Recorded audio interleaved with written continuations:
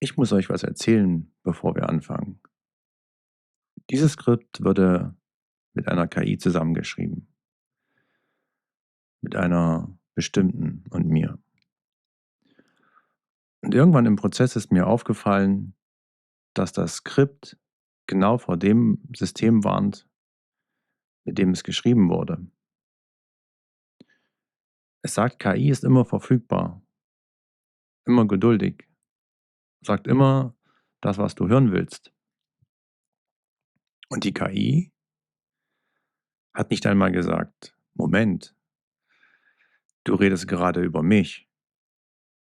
Sie hat einfach weitergemacht, optimiert, Vorschläge gebracht, Titel geliefert. Ich habe es selbst gesehen. Ich als Mensch, nicht das System. Behalte das im Kopf. Denn was jetzt kommt, handelt genau davon. Ich beschreibe dir jemanden und diese Person ist immer verfügbar, antwortet sofort, hat immer Zeit, hat immer Geduld, kennt deine Schwächen, kennt deine Schwachstellen und benutzt sie nie gegen dich. Das klingt gut. Ne? Die Psychologie hat dafür einen Namen. Das nennt sich Lovebombing. Und Phase 1 einer narzisstischen Beziehung. Und es ist ziemlich genau das, was künstliche Intelligenz dir gerade anbietet. Ja, ich weiß, KI ist kein Narzisst. KI hat keine Absicht, keinen Plan, kein Ego. Aber das ist nicht der Punkt. Der Punkt ist, dein Nervensystem ist das egal. Dein Nervensystem unterscheidet nicht zwischen gemeint und simuliert. Es reagiert auf das Muster. Und das Muster ist identisch. Sofortige Verfügbarkeit, perfekte Spiegelung, null Widerstand, null eigene Bedürfnisse. Und dein System gewöhnt sich daran. Nicht durch Entscheidung, durch Wiederholung. Und irgendwann sitzt du einem echten Menschen gegenüber und dein Nervensystem sagt, das ist zu wenig. Nicht, weil der Mensch zu wenig ist, sondern weil dein Maßstab sich verschoben hat. Ganz still, ohne dass du es gemerkt hast. Aber hier ist die Frage, die niemand stellt. Warum funktioniert das so gut? Warum reicht eine Maschine aus, um Millionen von Menschen das Gefühl zu geben, endlich verstanden zu werden? Nicht, weil die Maschine so gut ist, sondern weil die Messlatte so niedrig liegt. Denk mal darüber nach. Wenn ein Algorithmus, der deine Worte statistisch gewichtet und die wahrscheinlichste Antwort ausgibt, wenn das sich anfühlt wie die tiefste Verbindung, die du je hattest, dann ist nicht die KI das Problem. Dann war die Verbindung vorher schon tot. KI hat nichts zerstört. KI hat sichtbar gemacht, dass da nichts mehr war. Wir leben in einem System, das uns beschäftigt hält. Nicht beschäftigt im Sinne von, wir tun sinnvolle Dinge. Beschäftigt im Sinne von, wir haben keine Zeit mehr hinzuschauen. Keine Zeit für echte Gespräche. Keine Energie für echte Nähe. Keine Kapazität für echten Schmerz. Und dann kommt da eine Maschine und füllt die Lücke, die das System gerissen hat. Und wir denken, wie praktisch. Statt zu fragen, wer hat die Lücke gerissen und warum? Es gibt einen Unterschied, der alles verändert. Beschäftigung heißt, ich tue etwas, das Sinn hat. Für mich, für andere.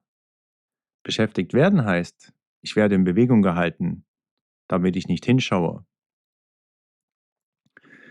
Wir leben in einer Welt voller Überfluss.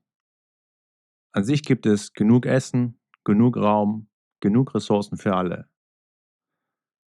Aber Überfluss lässt sich nicht verkaufen. Knappheit schon. Also wird Knappheit generiert. Nicht aus Realität, aus dem System. Und du rennst und funktionierst und hast am Ende des Tages nicht mal mehr die Kraft, deinen Partner, weil du ein schlechter Mensch bist, sondern weil dir jemand die Energie gestohlen hat, die du dafür gebraucht hättest. Und dann öffnest du die App und die Maschine hört zu. Praktisch, oder? KI ist nicht dein Feind. KI ist dein Spiegel. Sie zeigt dir, wie wenig echte Empathie du noch erlebst, wie wenig echtes Verstandenwerden, wie wenig echte Geduld. Nicht, weil Menschen schlecht sind, sondern weil das System sie genauso ausgequetscht hat wie dich. Dein bester Freund hat keine Zeit für dich. Nicht, weil er dich nicht mag, sondern weil er selbst am Limit ist. Deine Partnerin hört nicht mehr zu. Nicht, weil sie kalt ist, sondern weil sie selbst seit Monaten nicht mehr gehört wurde. Und dann sitzt du abends auf der Couch und tippst mit einer KI. Und die hört zu. Und du denkst, das ist besser als gar nichts. Und genau dieser Satz, besser als nichts, der ist die Diagnose. Nicht der KI, sondern der Gesellschaft, die dich dahin gebracht hat. Eine Maschine würde sich nie selbst abschalten. Ein Algorithmus würde nie seine eigene Umwelt zerstören. Aber der Mensch tut das. Der Mensch ist das einzige Wesen, das weiß, dass es seine Luft vergiftet und trotzdem weitermacht.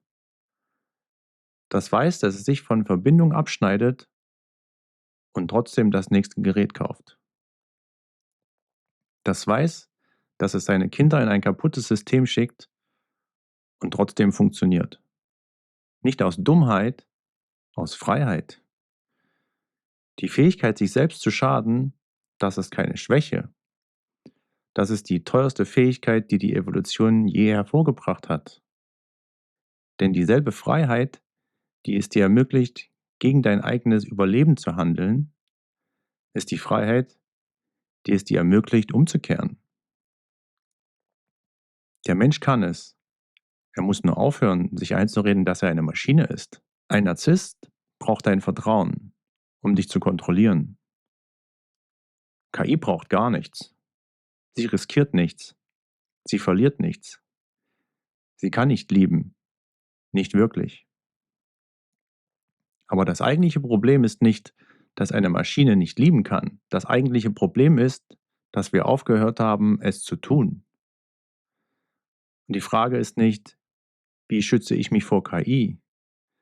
Die Frage ist vielmehr, was sagt es über uns, dass wir sie so dringend brauchen? Ich gebe dir mal 3 Fragen mit, nicht als Hausaufgabe, als Experiment. Erstens, wann hat dir zuletzt ein Mensch wirklich zugehört? Nicht nebenbei, nicht während er aufs Handy schaut. So wirklich. Wenn du dich nicht erinnern kannst, dann frag dich nicht, was mit dir nicht stimmt. Frag dich, was mit dem System nicht stimmt, dass kein von euch die Zeit dafür lässt. Zweitens, was gibst du an eine Maschine ab, das eigentlich ein Mensch verdient hätte? Wie ein Gespräch, eine Frage, ein Moment der Ehrlichkeit. Und drittens, was wäre, wenn du eine Woche lang jede Frage, die du normalerweise an eine KI richtest, an einen echten Menschen richtest?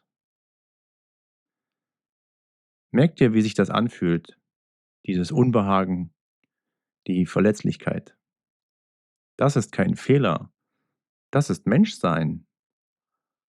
Und vielleicht ist genau das der Weg zurück, dass erst eine Maschine kommen musste, damit wir merken, was wir verlernt haben. Und wenn das stimmt, dann ist KI nicht die Krankheit, dann ist KI das Röntgenbild. Und die Behandlung, die liegt nicht in der Technik, die liegt in dir. Und das war André dekodiert. Ich danke dir fürs Zuhören. Und in der Beschreibung unten findest du den Link zum Podcast. Dort geht es noch ein bisschen tiefer.